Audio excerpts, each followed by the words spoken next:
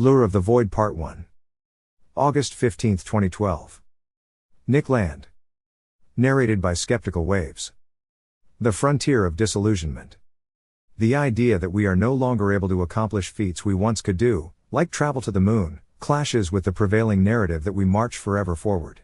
Not only can't we get to the moon at present, but the US no longer has a space shuttle program, originally envisioned to make space travel as routine as air travel. And for that matter, I no longer have the option to purchase a ticket to fly transatlantic at supersonic speeds on the Concorde. Narratives can break. Tom Murphy, Bolding an Original. Shanghai's 2010 World Expo included an entire pavilion dedicated to urban futures. Among the exhibits was a looping video on a large screen, depicting varieties of futuristic city types as speculative animations, lightheartedly, and with obvious orientation to youngsters.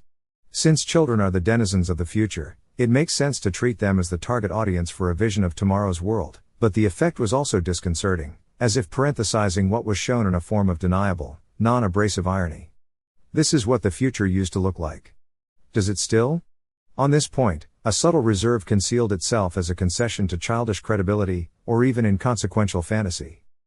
One of the 4 future cities on display had been constructed off-planet, in Earth orbit. It was populated by happy humans, or, at least, humanoids. No date was predicted. Untethered from firm futuristic commitment, it intersected adult perception as a fragment of cross-cultural memory. Imagine a city in space, as a child might. Given the strategic obscurity of this statement, when encountered at a carefully crafted international event, in a sophisticated, cosmopolitan, global, Chinese city, in 2010, it is tempting to approach it through analogy.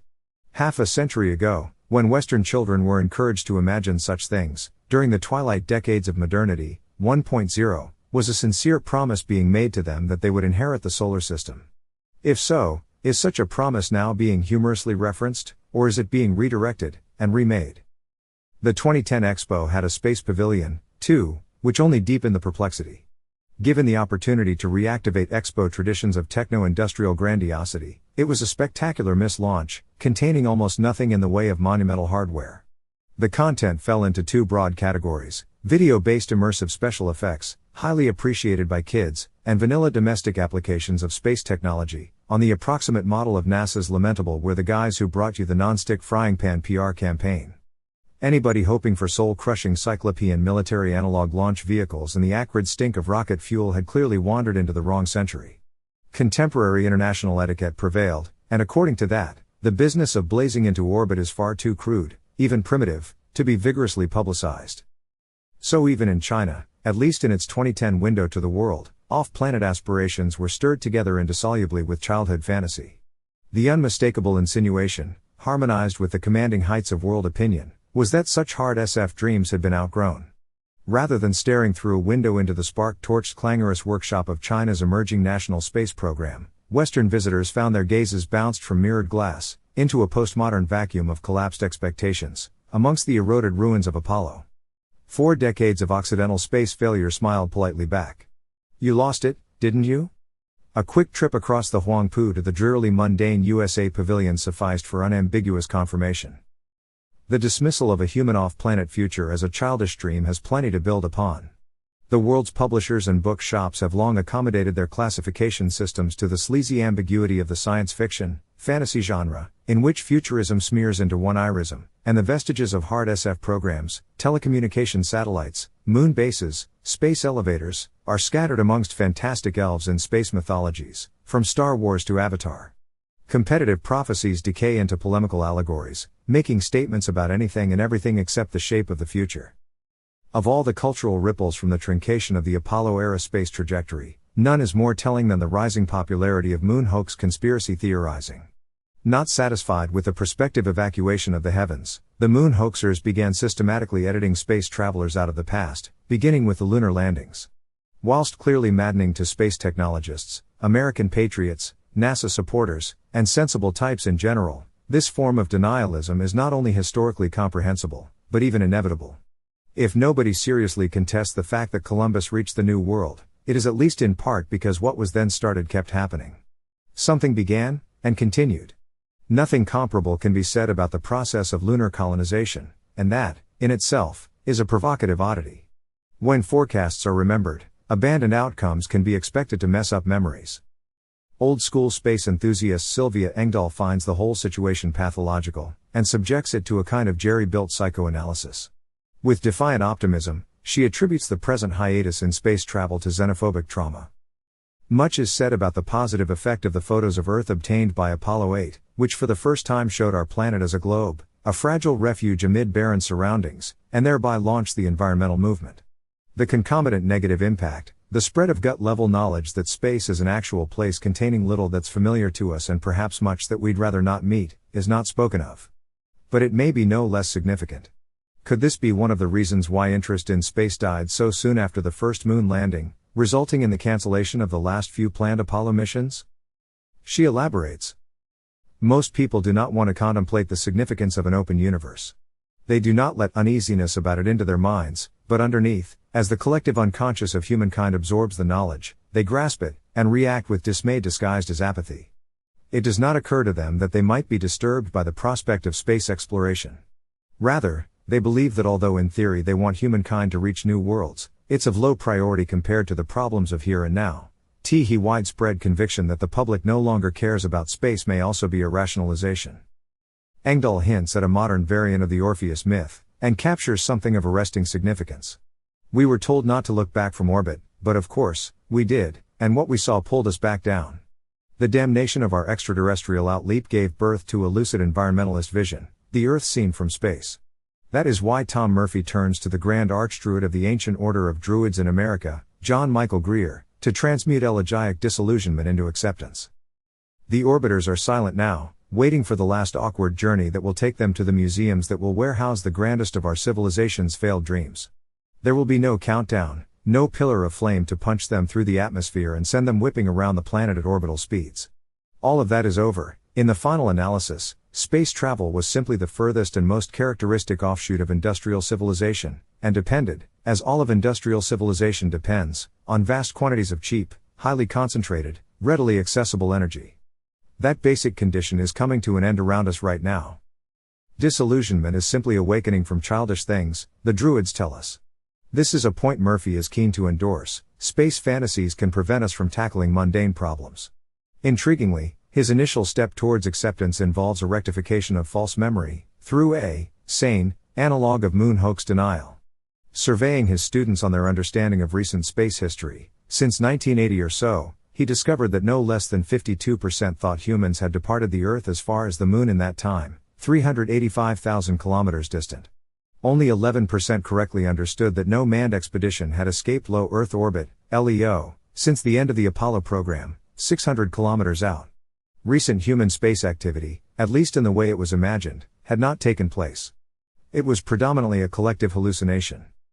Murphy's highly developed style of numerate druidism represents the null hypothesis in the space settlement debate. Perhaps we're not out there because there's no convincing reason to expect anything else.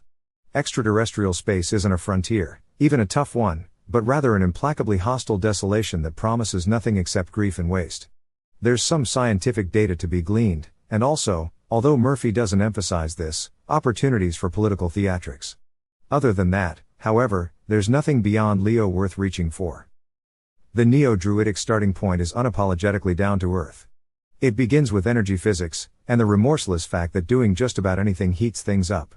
According to Murphy's calculations, a modest 2.3% global economic growth rate suffices to bring the planetary surface to the boiling point of water within 4 centuries, even in the complete absence of positive greenhouse effects.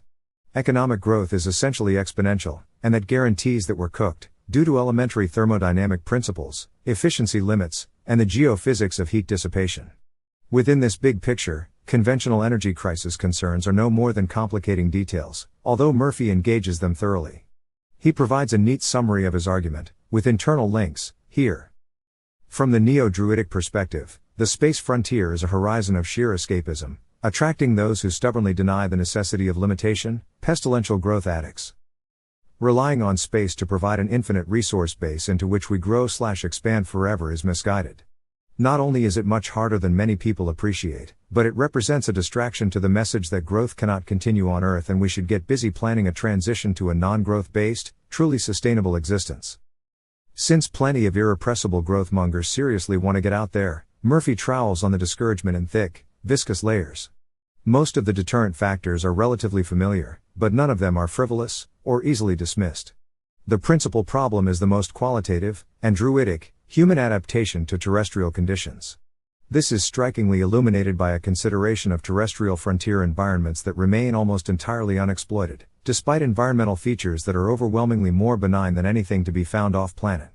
When compared to any conceivable space station, asteroid mining camp, lunar base, or Mars colony, even the most difficult places on Earth, the seabed, for instance, or the Antarctic, are characterized by extreme hospitability, with ready access to breathable air, nutrients, fuels, and other essential resources, a moderate temperature range, protection from cosmic radiation, and proximity to existing human settlements. This is to be contrasted with typical extraterrestrial conditions of hard vacuum, utter exposure, complete absence of biocompatible chemistry, and mind-jarring distances. Murphy touched upon these distances in his survey of student space ignorance. If Earth is represented by a standard 30-centimeter globe, Leo is 1.5 centimeters from the surface, and the Moon a full 9 meters further out. For intuitive purchase upon more expansive space visions, however, a recalibration is required.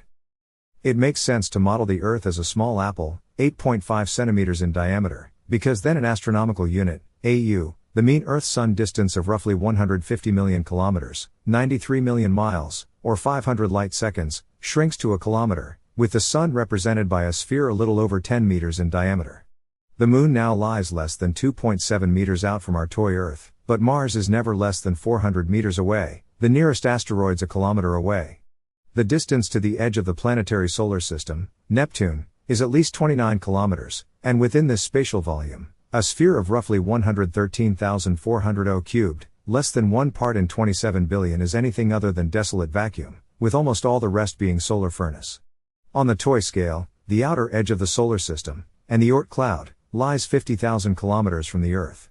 The distance from our shriveled apple to the nearest star, Proxima Centauri, is 277,600 toy kilometers, or 41.5 trillion real ones.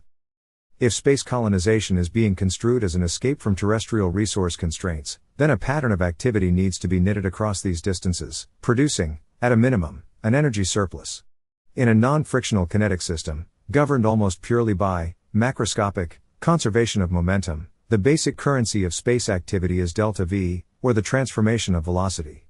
Delta V is broadly proportional to energy expenditure on small burns, when fuel consumption makes a negligible difference to total propelled mass, but when complete flights or large burns are calculated, the math becomes nonlinear, since the reduction of fuel payload becomes a critical factor in the equation, subtracting inertial resistance as it adds motive force. In practical terms, the prospective off-planet, spacefaring, energy economy consists of the consumption of propellant to move propellant about, with non-fuel vehicle mass contributing little more than a rounding error in the calculations.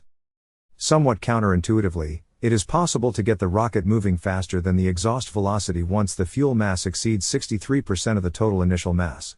In order to get delta V values in the 20 km per second range when the exhaust velocity is less than 5 km per second requires almost nothing but fuel. Large delta V's required to get around the solar system require a lot of fuel.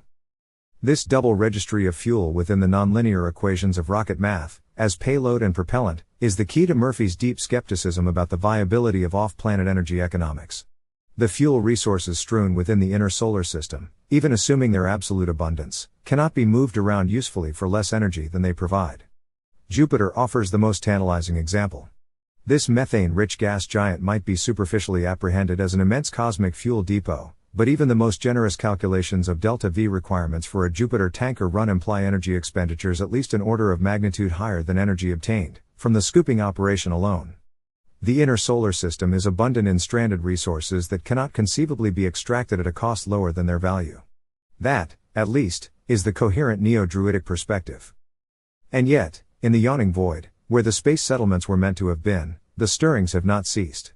There even seems to be, unmistakably, a quickening of pace.